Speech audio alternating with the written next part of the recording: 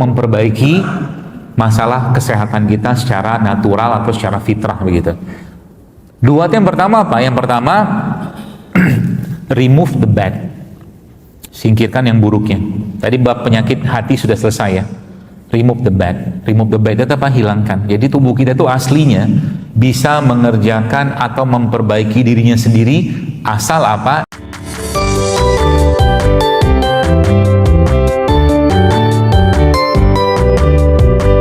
Kalau kita bab tentang penyakit ini kita bahas, Bapak sekalian, maka sebenarnya caranya cuma dua, ya.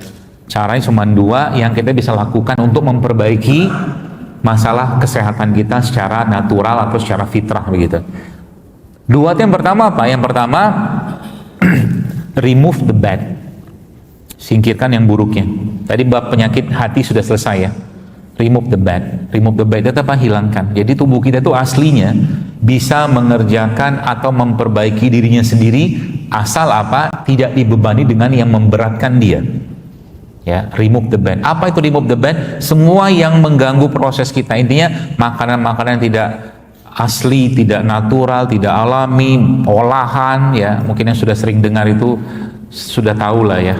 Semalam saya bertemu dengan seorang bapak-bapak yang saya kaget juga sama dia. 20 tahun migran, lama kali ya. Terus dia bilang, saya lihat video-video dokter gitu kan, terus mulailah saya mengurangi satu. Dia bilang, apa yang dikurangi? Nasi. Nasi putih itu dikurangi sama dia, mulai berkurang tuh migrannya. Gak tahu hubungannya apa nasi putih, tapi ya babnya tuh mungkin lebih ke arah gula kan gitu, kurangin nasi putih. Makanya remove the bad ini sebenarnya kan banyak yang sudah sering kali saya sampaikan, tapi banyak yang nggak bisa ngerjakan karena berat. Ngurangi atau stop nasi putih, stop tepung atau terigu, stop minyak goreng kecuali minyak kelapa tuh oke lah. Yang keempat itu stop gula pasir. 4 ini remove the bad itu sudah boleh dibilang secara fisik ya, 60%, 70% tubuhnya bisa reset ulang. Remove the bad ya, olahan semua stop ya. Jadi kalau bisa mulai di rumah itu misalkan jatah beli gula pasir itu di stop, misalkan ganti dengan yang sehat-sehat lah gitu. Atau kalau enggak Anda sudah mulai mengganti dengan substitusi yang lain ya. Contoh misalkan madu atau stevia, atau stevia. Itu juga bisa tuh. Di luar itu ya. Berarti kalau gula aren gimana? Nggak apa-apa gula aren, gula kelapa, gula tebu yang masih masih asli lah gitu kan. Itu oke lah sebagai pemanis, tapi jangan terjebak di situ. Ya, kita butuh karbohidrat, ya betul karbohidrat, tapi kalau bisa karbohidrat itu kita dapatkan dari sumber-sumber yang aslinya aja. Gula itu kan buah-buahan gitu kan ya, seperti jadi nanti bisa jadi Anda minum kopinya nggak pakai gula ya. Termasuk juga sering saya sampaikan, jangan terkecoh mau sehat tiap hari ngejus buah ya. Apakah itu sehat? Kalau bandingannya dengan sesuatu yang tidak sehat sih oke, tapi kalau kita bicara naik level, lebih baik buah itu saya sarankan dimakan, jangan di jus ya, karena gulanya akan naik. Buah itu kalau di jus gulanya naik, kadar gulanya ya. Jadi kalau ibu-ibu apa sekalian beli jus pinggir jalan itu ke buahnya kan cuma berapa potong, secuil, sisanya air sama gula sama kental manis. 3 bulan rutin kan minum itu, insya Allah kena diabetes itu kemungkinan besar. Rutin ya, tapi sekali-sekali nggak apa-apa lah, senang-senang aja nggak apa-apa. Remove the bad ya, remove the bad ini jadi banyak ya, termasuk makanan-makanan olahan ya. Saya tuh kadang-kadang kalau beberapa masjid yang pas lagi kajiannya agak rame gitu ya, mungkin kita bikinnya Sabtu Ahad itu, kayak kapan hari di Bandung itu kita bikin bazar sehat. Ternyata ketika diajak berkreasi bisa aja kita tuh ya. Jadi bazar-bazar itu jualan macam-macam itu ya. Tapi akhirnya kita kenal, oh ternyata bisa gitu lah, seperti itu. Ya, nantilah kapan-kapan kita buat. Kayak di daerah Citragrand ini juga ibu-ibunya juga jago-jago masak. Ya, sehingga nanti ada pasar Madinahnya kita, pasar sehat gitu kan. Seperti itu. Remove the bad yang pertama. Kemudian restore the good, itu poinnya. Dia remove the bad, restore the good. Jadi kan yang jeleknya kita stop, ya, racun hatinya di stop gitu kan. Kemudian apa lagi, racun emosi semua di stop. Kemudian yang racun, bukan racun sih, tapi yang nggak bagus lah ya, karena saya bilang racun nanti marah pula orang kan. Tapi gula tuh gula pasir tuh ya, ahli-ahli dunia tuh setahu saya lebih suka mengklasifikasikan gula pasir tuh poison loh, racun ya, kata mereka begitu. Karena hal apa, efek yang terjadi ketika orang makan gula pasir secara terus menerus ya, itu buruk sekali kata mereka ya. Maka mereka lebih suka nyebut itu poison kata mereka gitu kan. Jadi berarti kalau saya bikin sambal gimana dok? Pakai kurma aja gulanya, cabai rawit, bawang putih, kasih garam, kurma dibuang bijinya, diulek, udah enak banget, judulnya sambal kurma. Ah gitu, bikin aja di rumah ya. Nasi juga, dok saya belum bisa. Jadi akhirnya kita mulai muter otak gitu ya, muter mikir gitu kan. Emang harusnya begitu. Saya nggak bisa ninggalin nasi, nggak apa-apa, tapi nasi Anda atau nasi kita tuh kalau bisa jangan menyebabkan gula darah kita naik habis makan. Caranya gimana? Banyak caranya. Nasinya Anda kasih biji-bijian, udah banyak lah itu, udah tahu lah itu mereknya apa, nggak usah saya sebut ya. Biji-bijian ya, jadi waktu masak itu ada biji kacang hijau, ada biji habatus soda waktu lagi dimasak itu. Atau kalau enggak, nasinya Anda kasih VCO, campurkan supaya gula darahnya nggak naik. Ada juga cara yang lain, cuman nggak enak, katanya nasi itu kalau dimasukin kulkas gula darahnya itu, cuman nggak lazim di kita ya. Atau kalau enggak, sebelum makan nasi itu Anda makan sayur ya, atau cuka, apel, apa-apa gitu, tuh gula darah kita tidak terlalu naik setelah itu. Itu caranya. Jadi mulai mulai berkreativitas gitu loh. Oke? Restore the good ini maksudnya apa? Restore the good ini maksudnya apa? Jadi tubuh kita itu dia bisa jadi kan gini. Tadi remove the bad-nya sudah selesai, restore the good-nya ini atau mungkin mengembalikan yang baik-baik tadi dengan cara memberi asupan. Nah, kita harus ngerti dulu nih. Ya, asupan itu yang kira-kira yang paling bagus untuk mengembalikan itu apa? Di samping tadi ada fitur-fitur syariat ya. Fitur syariat itu contohnya apa? Restore the good ini kita bisa masukkan di situ sebenarnya puasa. Puasa itu akan mengembalikan sistem tubuh kita. Ya. Kalau lah nggak puasa gimana? Perbanyaklah jangan terlalu sering makan. Makannya kalau perlu aja. Itu juga bagus ya. Nah, itu salah satu contohnya. Kemudian apa lagi Bapak sekalian? Restore the good ini. Tubuh manusia nih kita nih ya. Bahan baku dasarnya kita ini kan asam amino. Jadi kita ini ya, manusia ini kan dibikin hanya dari 4 jenis asam amino kan. Makanya kalau masih ingat zaman lu SMA kita belajar ATGS itu loh. Adenin, tirosin, guanin, sitosin itu lah. Tubuh kita itu kan di sini itu doang sebenarnya. Nah, makanya Allah Subhanahu wa taala menciptakan berbagai macam asupan asam-asam amino. Saya lupa tuh esensial apa non esensial. Pokoknya dari luar tubuh kita itu. Ya. Nah, itu salah satu yang terbaik yang kita bisa asup itu di sumber-sumber yang khususnya disebutkan dalam Al-Qur'an. Misalkan kurma, madu, itu restore the good tuh.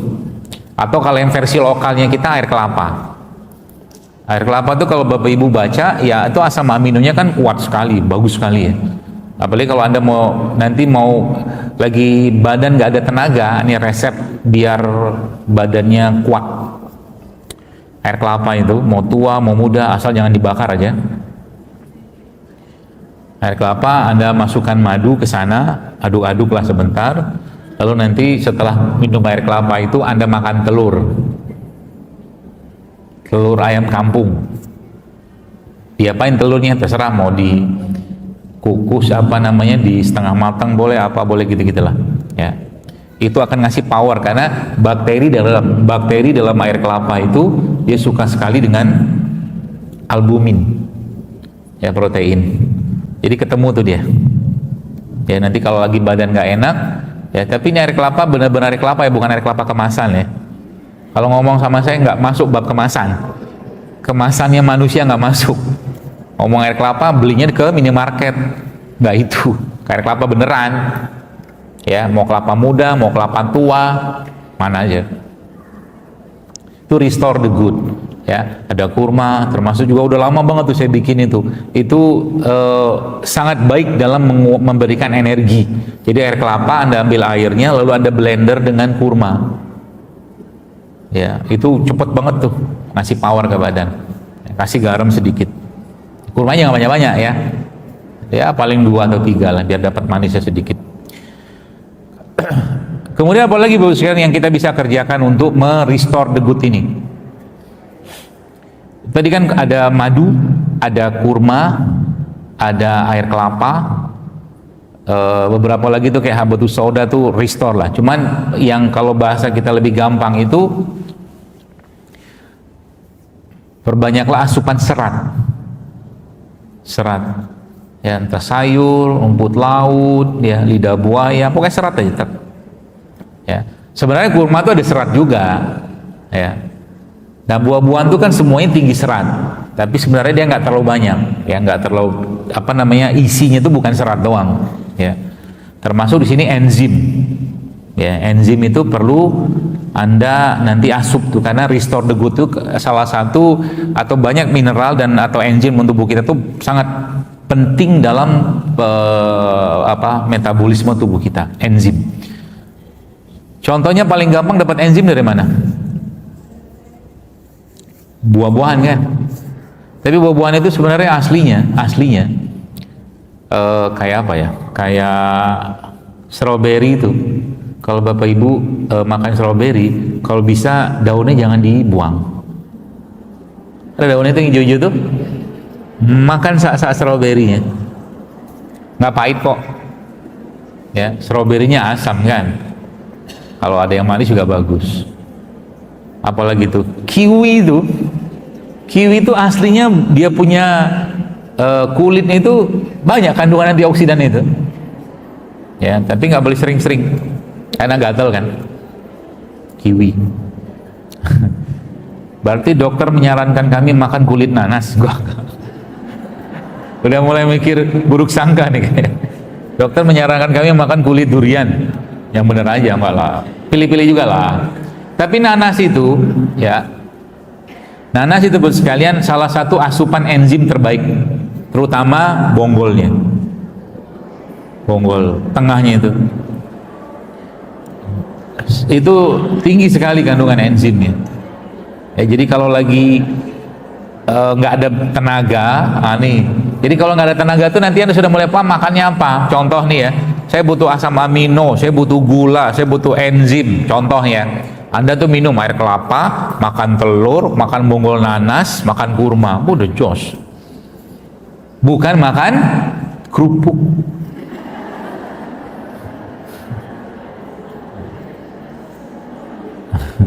Apalagi kerupuk-kerupuk keriting itu Masya Allah ya, kalorinya tinggi banget. Ini belum bicara minyaknya loh ya. Jadi kalau sekarang sudah paham ilmunya,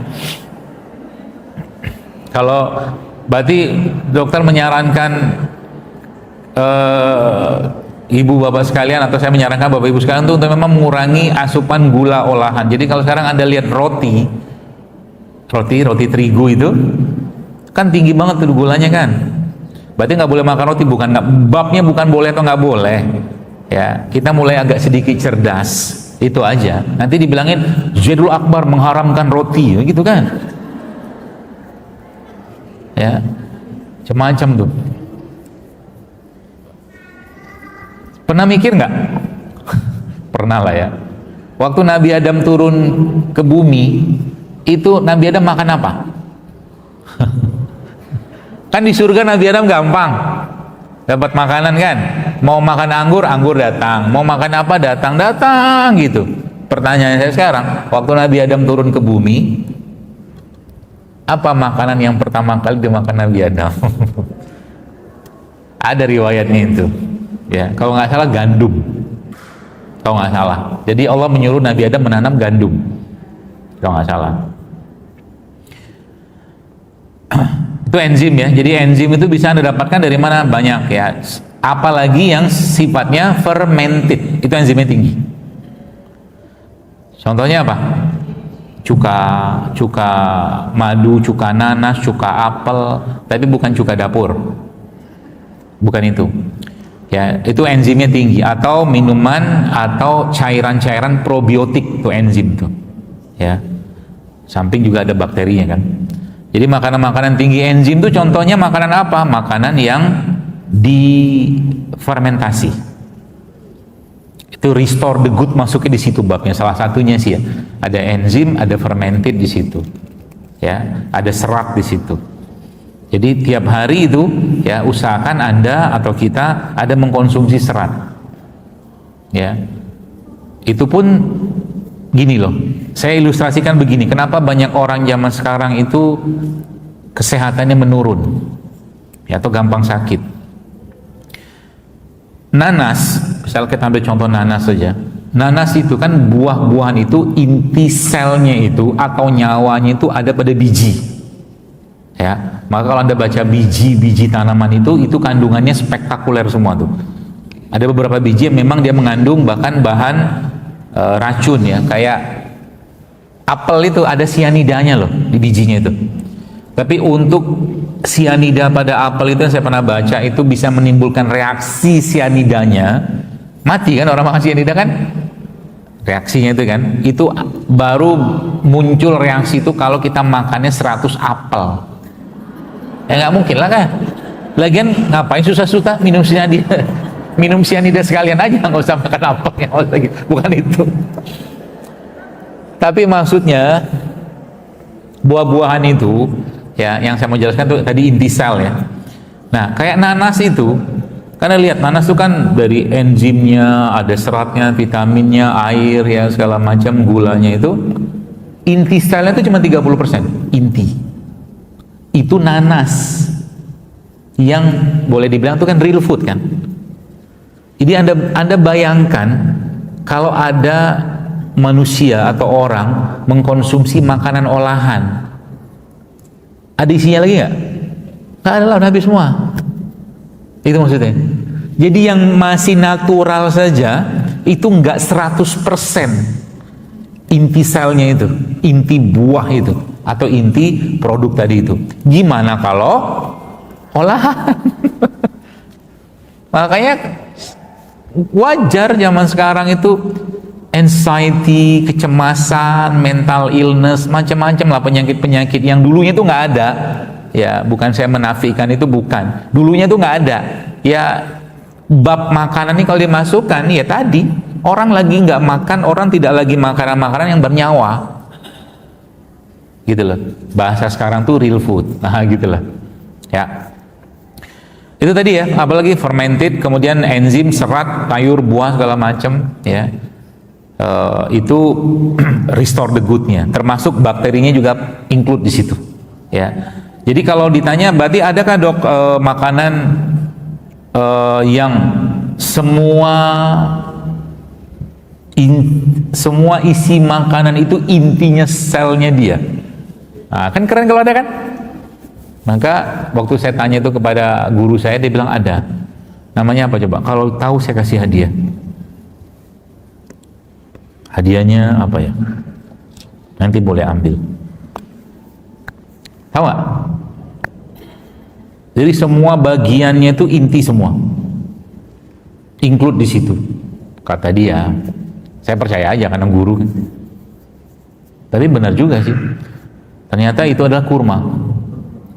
Jadi kurma itu semua bagiannya inti, termasuk biji-bijinya itu intinya dia. Jadi kalau Anda bisa minum seduhan biji kurma itu bagus tuh. Sudah pernah saya posting kalau nggak salah cara bikinnya itu. Nanti coba dibikin tuh. Jadi sayang biji kurma itu dibuang. Ya, padahal dia antioksidan, serat, vitamin, asam amino itu biji kurma tuh tinggi sekali. Jadi minum seduhan biji kurma. Kalau saya sebut kopi kan jadi aneh kan. Kopi biji kurma. Kopi itu tanaman sendiri, jadi seduhan biji kurma gitu kan. Lebih gampang. Minum seduhan biji kurma yang sudah jadi bentuk bubuk gitu, kasih madu misalkan, makan kurma, minum air kelapa, itu asik banget. Gampang ya, gampang. Restore the good. Restore the good. Jadi berarti intinya apa? Berarti kita nggak boleh nyampah, Dok. Wah, nggak apa-apa. Cheating lah sekali-sekali. Ya, supaya damai hidupnya. Karena kalau kadang-kadang perlu cheating kita. Karena jujurly, jujurly. Bercanda. Karena lagi ada gitulah. Kita butuh juga kayak begitu, Tuhan. Kalau misalkan ibu bapak tanya, dokter makannya kadang-kadang ada aneh-aneh nggak? Dokter makan mie nggak? Saya makan. Tapi mie yang agak sedikit berkelas lah. Ya. Jangan terlalu murah. Karena bisa kalau murah tuh banyak masalahnya. Apa-apa sekali-sekali. Tapi kalau saya makan mie itu biasanya anak saya sudah tahu. Bawang bombanya 1. Bikin mie, bawang bombanya 1. Pok choynya 3. Kebayang? Bawang bombanya 1, saya potong. Pok choynya 3, seledrinya 3 atau 2. Sama cabenya 2, 3. Jadi itu sayur yang ada mie-nya, bukan mie yang ada sayurnya. Paham? Supaya cerdas sedikit kita. Kok nggak mudeng kan? Paham kan? Telurnya 2. Yang saya makan pertama kali sayurnya. Habis makan sayur makan telurnya dulu, baru terakhir mie, sehingga mie-nya sedikit saja saya makan. Kan pengen kan, judulnya kan tidak apa-apa lah. Ya, tapi akhirnya apa? Aman, saya nggak ngantuk, nggak apa, seger tetap badan kan. Kita makan sayur, makan apa, telur, gitu-gitulah. Karena setan tuh kan ngintilin kita terus kalau urusan makanan. Kau nggak percaya? Di Al-Baqarah itu kan sudah Allah bilang, ngintilin kita dia itu. Urusan makanan tuh diintilin, padahal diikutin terus. Kan kata apa? Wakulu mimma fil ardi halan toiban. Katakan kata Allah, perintahkan makanan yang halal, makanan yang baik. Tapi kalimat setelahnya apa? Wala tattabi'u khutuwati syaiton. Jangan ikuti langkah setan. Ada urusan apa halal tauhid sama makanan sama setan? Makanya ulama menyebutkan dalam urusan makanan itu setan memang bercokol di situ. Ya, jadi hati-hati. Jangan dikecohkan terus sama dia. Apalagi kenapa makan itu terus? Enak, Dok. Sekali-sekali nggak apa-apa lah. Kalau hari ini makan, besok makan, terus makan itu namanya bukan khilaf ya, tapi doyan kan.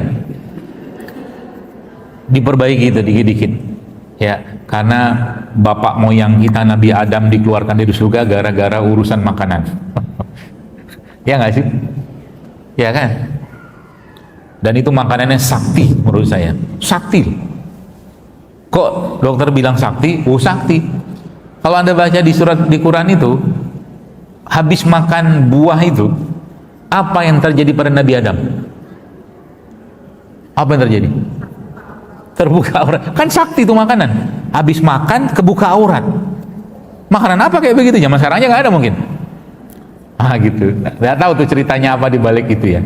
Itu kan kadang-kadang Quran tuh kalau dibikin mikir makin cerdas kita. Mau suruh mikir kita. Ya, seperti itu. Itu restore the good ya.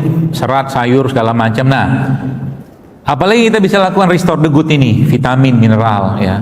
Saya kira mungkin semua sudah paham. Cuman kalau saya biasa andalan saya itu saya dapatkan itu dari rimpang-rimpangan. Rimpang ya. Jahe, kunyit, serai, ya, lengkuas, apalagi itu, cengkeh, kayu manis, pala. Itu mereka ini sebenarnya, kalau boleh saya katakan, kalau Anda mulai rutin aja minum itu, pelan-pelan, apalagi dengan yang tadi sampaikan tadi, dengan konsep itu, lihat aja sendiri. Idealnya 3 bulan, 3 bulan. Dengkul makin enak, mata makin makin bagus, termasuk juga sebenarnya memandang matahari itu, memandang cahaya itu bagus ya. Manfaat dari memandang cahaya itu banyak sekali loh. Mata kita dapat cahaya itu ya. Tapi manfaat itu tidak akan ada atau tidak bisa kita dapatkan kalau kita pakai kacamata hitam. Jadi makanya kalau ada cahaya begini, pandangin langit. Tatap langit itu bukan mataharinya ya, tatap langit, tatap cahayanya itu supaya dia dapatkan itu.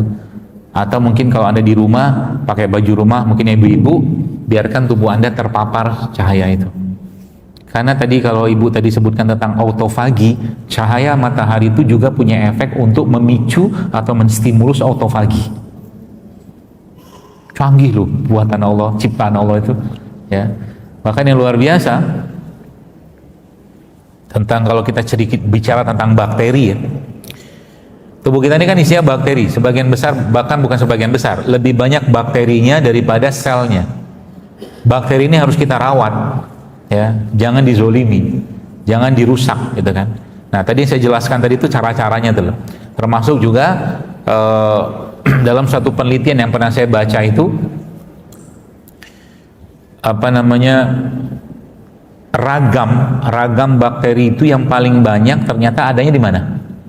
Jenis tanah yang paling banyak diversifikasi bakterinya itu adanya ternyata di kuburan, tanah pemakaman.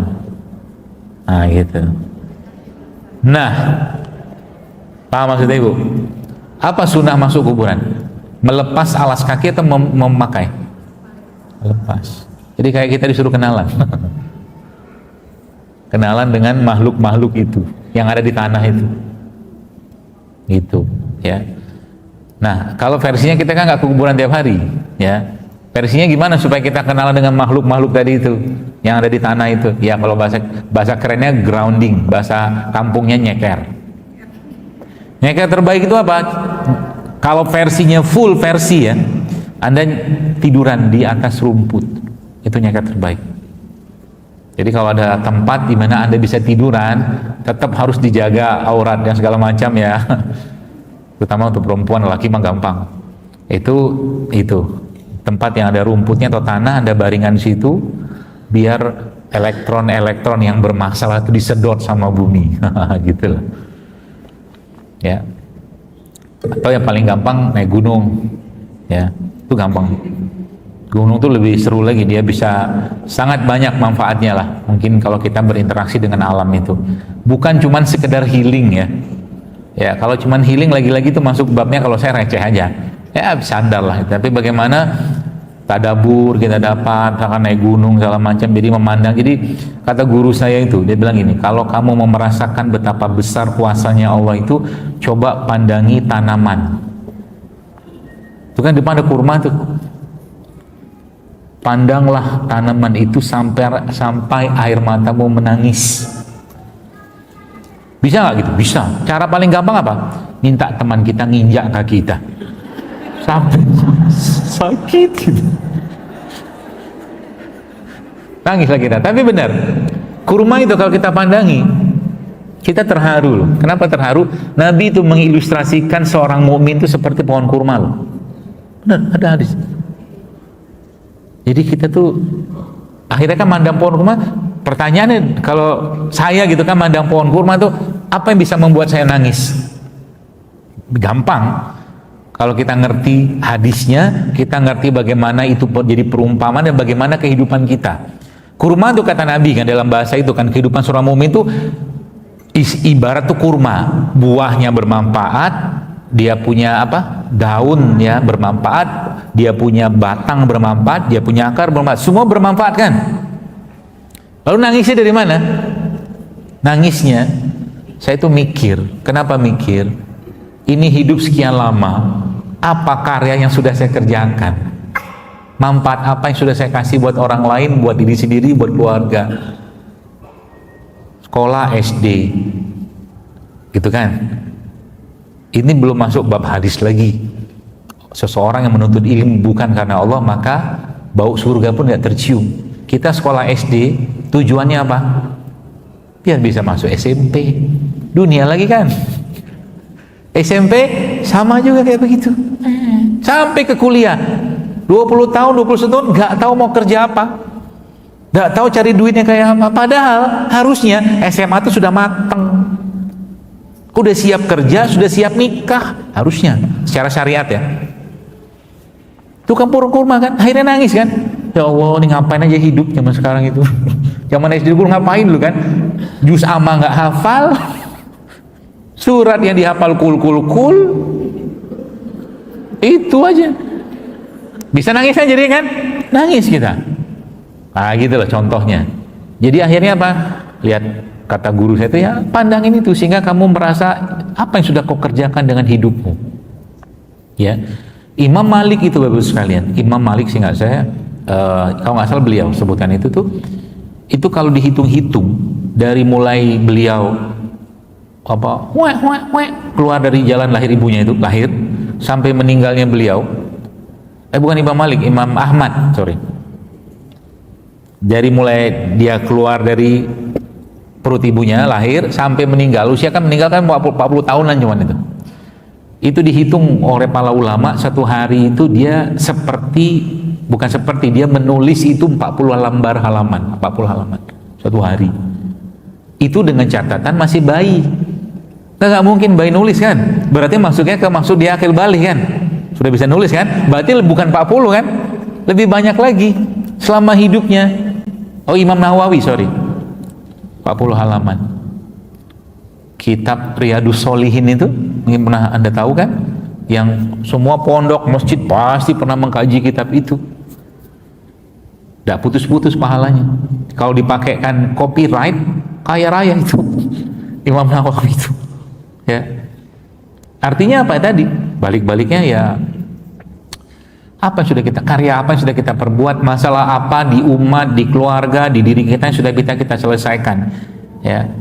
Ini urusan kesehatan aja kita nggak mau patuh, nggak mau disiplin, nggak mau jaga. Ini enak, semua enak, itu dimakan. Akhirnya apa? Masa tua hanya menjadi masa yang manen penyakit akibat ulah dan kebodohan serta kejahilan serta hawa nafsu yang tidak terkendali. Saya nggak mau. Saya mau mati tua saya matinya tenang, nggak nyusahin anak, keturunan dan cucu atau cicit. Nggak mau. Saya mau kembalikan jasad ini kepada Allah dalam keadaan baik, sebagaimana Allah ciptakan dalam keadaan yang baik.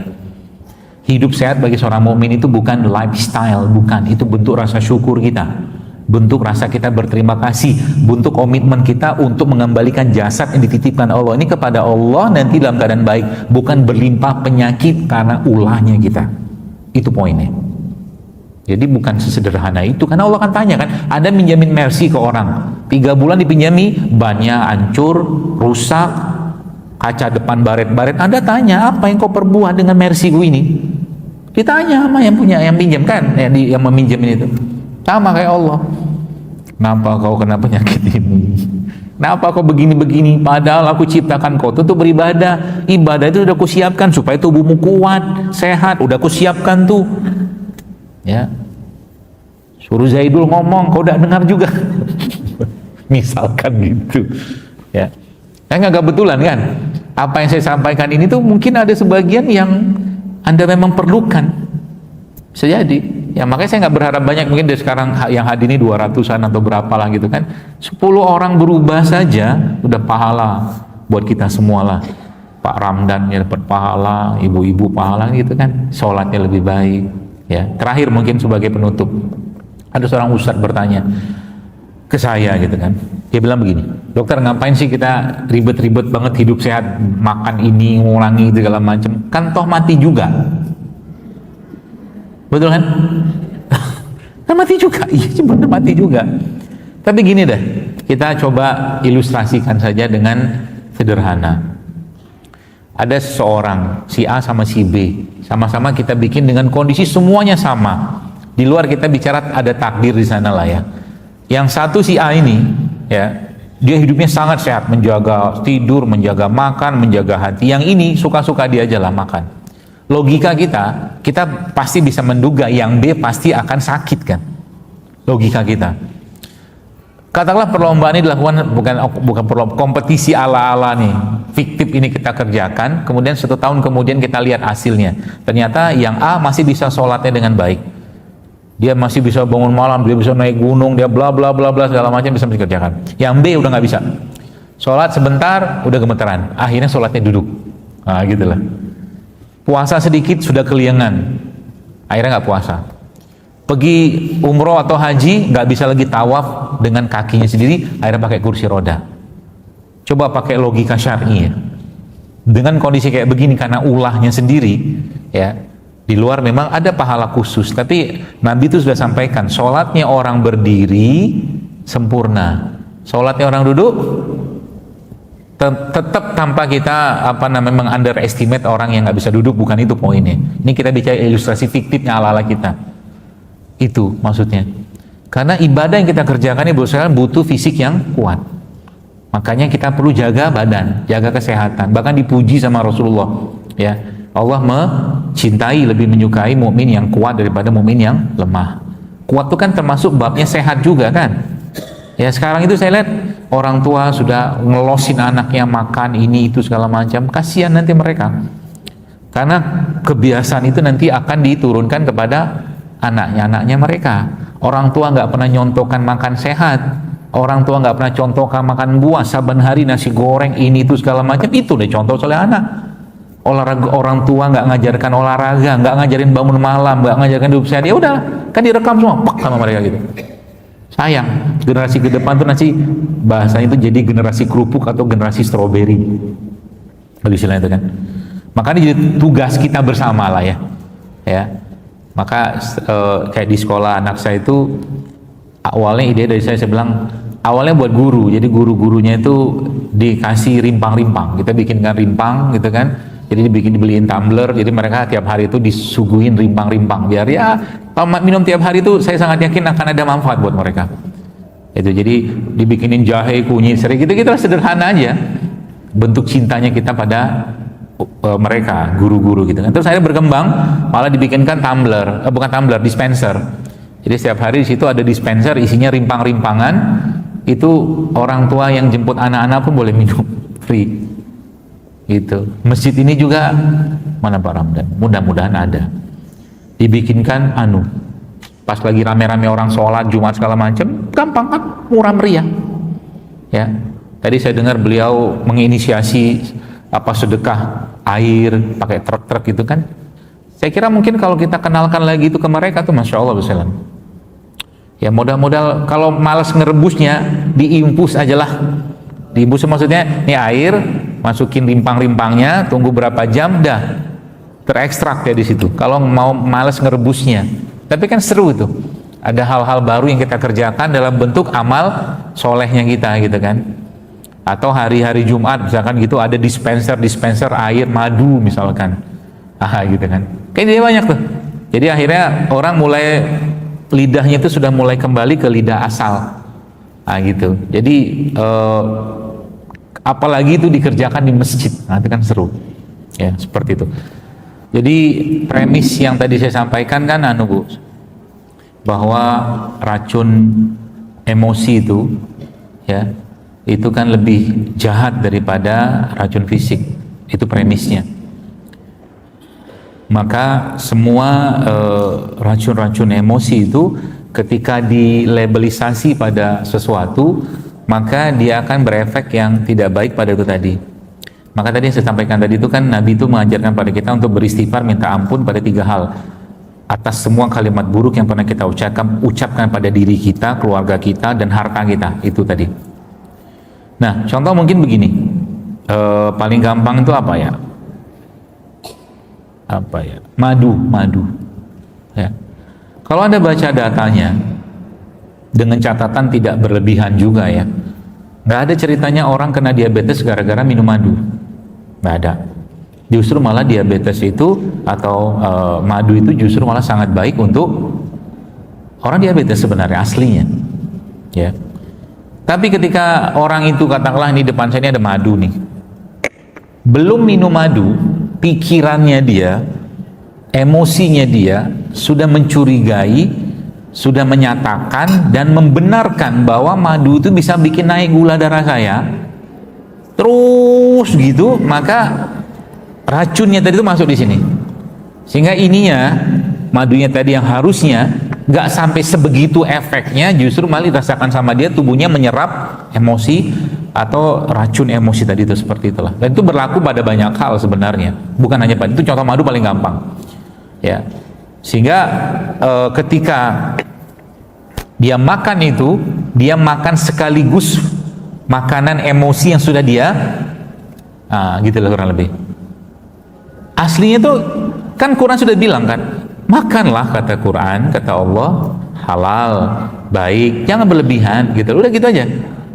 Sepanjang contoh begini, berarti ini teman saya, ini contoh nih ya, ketakutan, kecemasan itu dia sudah mulai tidak lagi. Contoh mungkin emping lah paling gampang. Emping tuh oke, kita paham bahwa namanya melinjo apa segala macam itu urinnya tinggi segala macam, tapi justru malah kecurigaannya kita, ya, buruk sangkanya kita pada emping itu jauh lebih besar daripada satu keping emping itu sendiri, gitu loh. Betul lah? Dan itu saya buktikan pada beberapa orang, akhirnya mereka sudah ikhlas. Subhanallah, saya punya lagi-lagi guru lah ya, subhanallah ya, moga Allah jaga beliau itu. Coba lagi ini nggak usah dicontoh ya, bagaimana beliau mendidik jiwa beliau itu ya, supaya lagi kan asam urat, dan nggak tanggung-tanggung kadar asam urat sampai 13 apa gitu, asam urat itu lagi begitu, nggak ada sakit-sakitnya tadi, biasa aja. Sampai dia bilang, dia bilang, saya ajak ngomong tuh kaki lagi bengkak-bengkak itu, janganlah baper-baper gitu, dia bilang. Biasa aja lah gitu, kalau makan sedikit aja kamu langsung bereaksi begitu, kayak dia bicara gitu kan. Ada pergi suatu tempat lah gitu kan, di sana makan apa? Makan sate kambing sama makan durian, tidak ada sakit sama sekali. Nah gitulah. Jadi ya ini memang tidak akan bisa generalisasikan, enggak. Cuma maksud saya itu tiap orang itu punya potensi untuk melemparkan kecurigaan gitu loh, sehingga sayur ini macam-macam lah gitu kan. Dosa jauh-jauh deh Bu, zaman sekarang ini coba lihat, Anda lihat nggak saking modernnya orang minum wedang-wedang, jahe, kunyit itu ketakutan loh, nanti masuk ginjal lah, apalah, banyak kan begitu kan. Akhirnya ya itulah yang kita dapat. Padahal zaman dulu ya mama kita, orang tua kita minum aja ya, nggak berlebihan, secukupnya, tidak ada masalah gitu loh. Generasi dulu tuh ya mereka lebih dekat dengan makanan-makanan asli segala macam, tidak ada masalah. Kita yang kadang-kadang jadi kayak overthinking. Overthinking itu penyakit nggak? Penyakit. Overthinking dan bahasa lainnya itu autoprotective. Itu penyakit itu, hati-hati ya. Kalau saya nggak makan nanti gimana ya? Gitu. Semua dipikirin. Gitu. Jelas Bu? Ya. Apakah boleh rimpang-rimpang itu direbus jadi satu? Contoh kayu manis, jahe, cengkeh, kapulaga, lengkuas. Prinsipnya boleh. Tapi Anda harus tahu juga tentang kerjanya dia. Ya, rimpang-rimpang itu tadi. Terutama kerja-kerja yang sifatnya itu bisa memberikan efek yang nggak menyenangkan di badan kita. Contoh. Ini kan disebutkan ada kayu manis, ada jahe, ada cengkeh, lengkuas. Ya. Saya ambil satu contoh tentang kayu manis. Kayu manis ini kan dia punya efek hipoglikemi. Dia bisa menurunkan gula. Ya, jadi ketika orang minum wedang kayak begini dalam kondisi kadar gulanya yang nggak terlalu tinggi dan cenderung mau turun gara-gara belum makan, keliengan dia. Itu maksudnya. Tinggal solusinya gimana? Yang kira-kira bisa bikin keliengan itu dikurangi aja. Tapi yang bisa bikin hangat tubuh itu dibanyakin. Jadi kan ada kayu manis, jahe, cengkeh, kapulaga, misalkan gitu. Maka kayu manisnya nggak usah banyak-banyak, banyakin yang lainnya aja. Itu misalkan. Atau juga ada orang yang misalkan, dok kalau saya minum seledri itu kan bagus tuh, di jus apa segala macam atau dimakan. Tapi kalau memang orangnya cenderung misalkan nggak kuat tekanan darahnya, karena seledri itu kan kemampuan dia nurunkan tekanan darah kencang banget. Habis minum itu keliengan bahkan pingsan. Ada orang kayak begitu.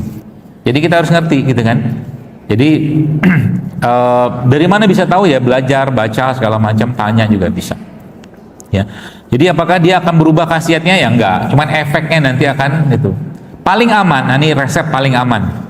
Kalau Anda bikin rimpang, carilah semua rimpang yang sifatnya panas hangat. Dah, aman.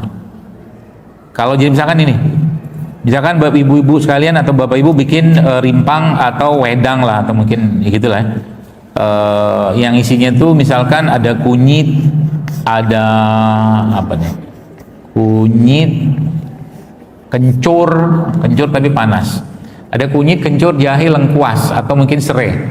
Nah di situ tuh dominasinya nanti yang panas-panasnya aja, yang pedes. Jahe kan pedas, kencur kan pedas, serai kan pedas. Nah itu, jadi kunyitnya nggak usah banyak-banyak. Itu paling aman tuh kalau nggak tahu ilmunya. Ya, sehingga nanti habis minum itu nggak keliengan seperti itu.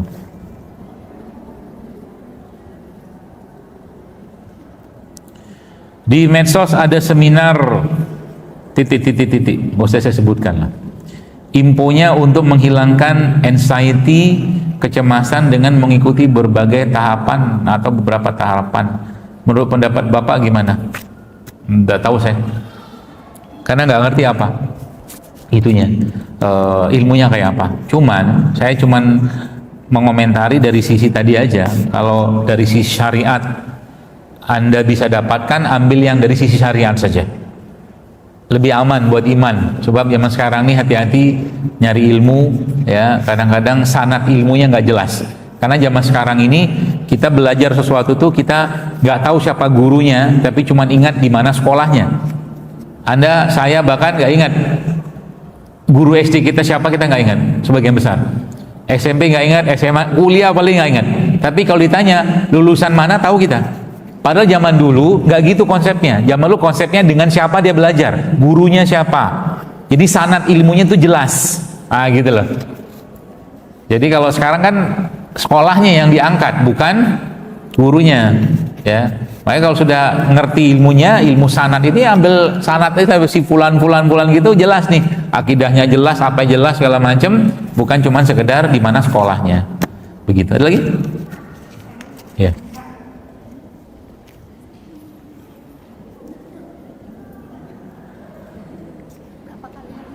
Boleh.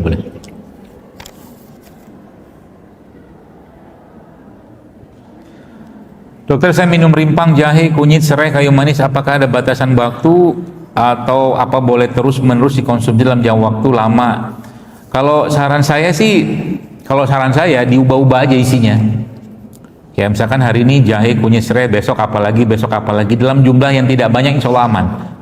Ya, dalam jumlah tidak berlebihan. Ya, insya Allah aman, karena ya insya Allah mereka ini pun Anda tidak konsumsi pun, Anda konsumsi secara tidak langsung dalam bentuk kuah lauk. Iya kan, kuah lauk itu kan isinya itu kan jahe, kunyit gitu loh. Jadi jangan kita pula takut dengan ini. Ya, kayak misalkan apa ya, pindang gitu kan, pindang itu kan isinya ini kan jahe, kunyit, lengkuas gitu-gitu loh. Ya, karena ini dilabelisasi seperti obat, makanya kita ketakutan harus dosis berapa. Aslinya itu kalau dalam jumlah yang seperti kita bikin lauk-lauk itu aja lah, aman insya Allah, nggak terlalu berlebihan, nggak terlalu banyak. Tapi saran saya tadi itu diubah-ubah aja isinya, ya seperti itu.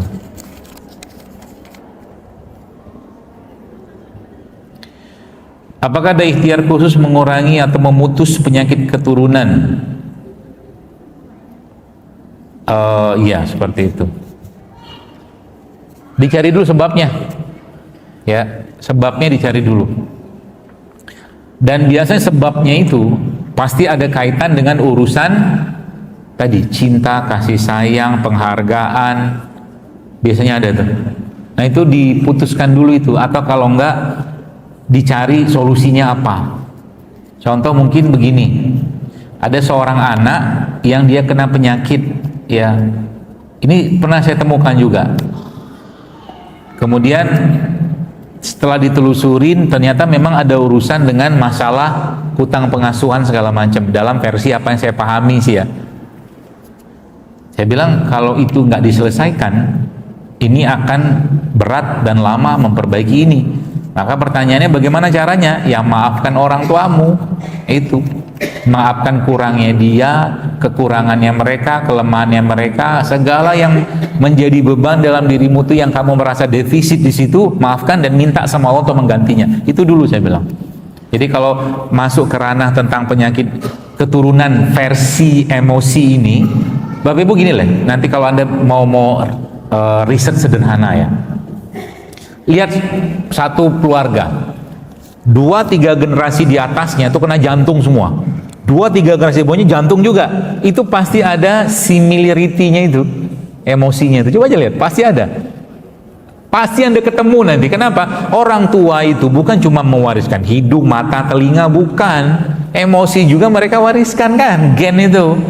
Nah, gen yang kaitannya dengan jantung itu nanti apa? Emosinya.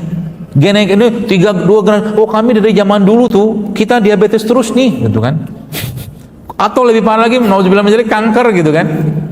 Ada kayak begitu, ya. Ada lihat tuh, pasti ada satu benang merah di situ. Nah, mutusinnya di situ. Mutusinnya coba dengan cara apa? Agama, nggak ada yang lain. Agama, ya. Makanya kalau bagaimana supaya anak itu misalkan ya paham tentang ini semua, ya ajarkan dia agama. Nah, bapak ibunya nggak tahu agama atau nggak paham terlalu dalam agama, ya masukkan ke sekolah agama. Tapi tetap jadilah orang tua buat dia yang kekasih sayangan dulu, kayak misalkan tidak didapatkan atau kurang dia dapatkan itu diberikan lagi sekarang. Mungkin dalam bentuk pelukan, ciuman atau apalah, perhatian gitu loh.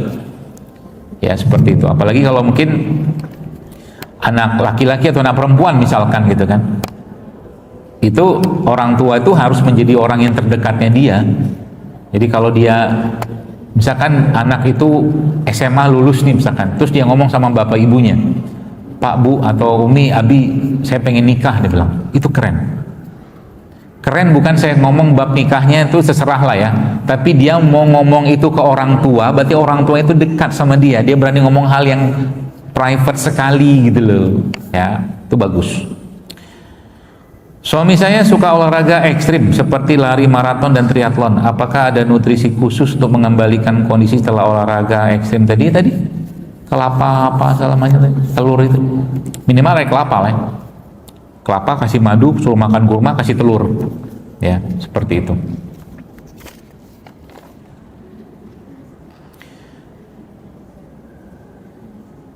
Untuk nyeri sendi, saya sering lihat di online minum susu Etawa. Apakah anjuran saya enggak?